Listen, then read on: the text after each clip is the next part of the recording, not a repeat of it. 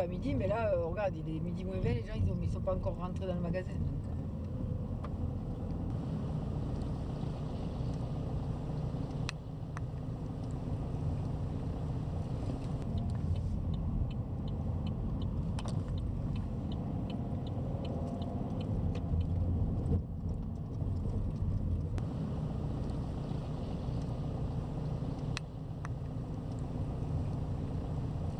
ouais.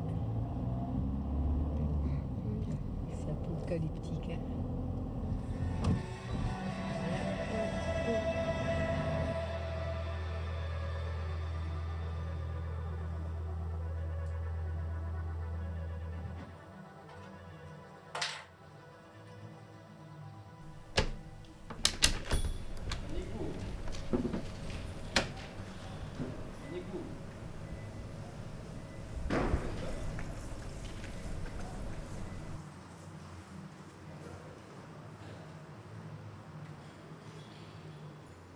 Cinquième jour, le jour de la sortie.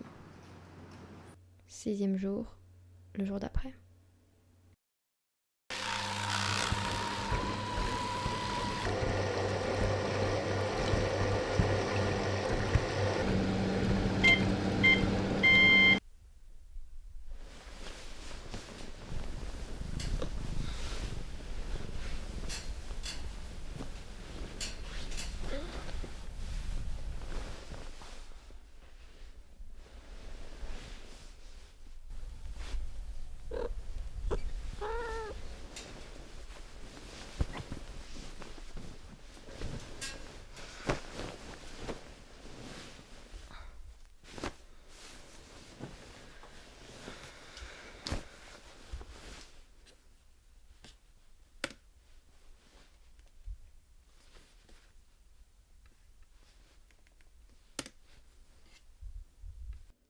On s'était construit un groupe, une meute.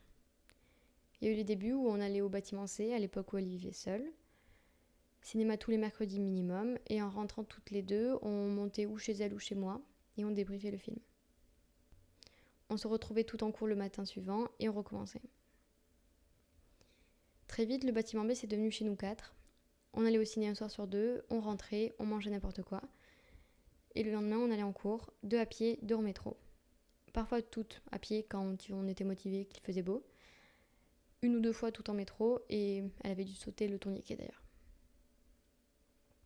Après Noël, il y a eu la coloc, la vraie, pas celle qu'on a inventée au bâtiment B, celle qui s'est vraiment installée au bâtiment C. Elle n'était définitivement plus seule.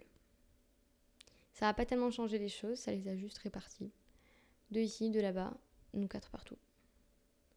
Aujourd'hui, on est 3 ici, et elle est toute seule loin. Et ça, c'est étrange. C'est le premier décès d'un médecin hospitalier pour l'instant à notre connaissance en raison du coronavirus. Et tout à coup, tout semble futile, négligeable, ridiculement insignifiant quand on reçoit un appel. Ils ont besoin de médecins à Paris, je pars demain matin. J'arrive chez toi dans 10 minutes pour te dire au revoir. Ces mots ne veulent rien dire pendant quelques instants. 15 minutes plus tard, parce qu'elle est toujours en retard, elle est là. C'est drôle comme on peut être sûr de ne pas vouloir être confiné avec sa mère un jour. Et le suivant, il n'y a nulle part où l'on préférerait être qu'avec elle. Quand j'étais petite, je la suivais dans les couloirs de l'hôpital. Elle marchait vite, à grands pas. Je devais en faire 3 quand elle en faisait 1. La blouse au gré du vent de son allure pressée, on aurait dit une super-héros. Aujourd'hui, elle en est bien une. 16e jour, ce que vivre avec eux 24 heures sur 24 m'apprend. Il faut demander à Léa de faire la vaisselle, sinon elle tentera d'y échapper. Il faut vérifier avec Louise si elle aime chacun des ingrédients d'une recette avant de la faire, et ensuite en enlever la moitié parce qu'elle n'aime rien. Alessio commence à penser comme un cinéphile. L'autre jour, il s'est émerveillé sur le trop beau plan d'une pub TF1. Movie, n'en déplaise à ceux qui le nient, fait l'unanimité. Ce n'est pas un mythe, Léa a vraiment 3 idées de scénario à la minute. Louise fait la même tête que ma sœur quand elle est concentrée sur ses collages. Alessio est en train de me rendre accro au coca. Movie dort vraiment toute la journée, et ça, j'avais juste jamais pu m'en rendre compte avant.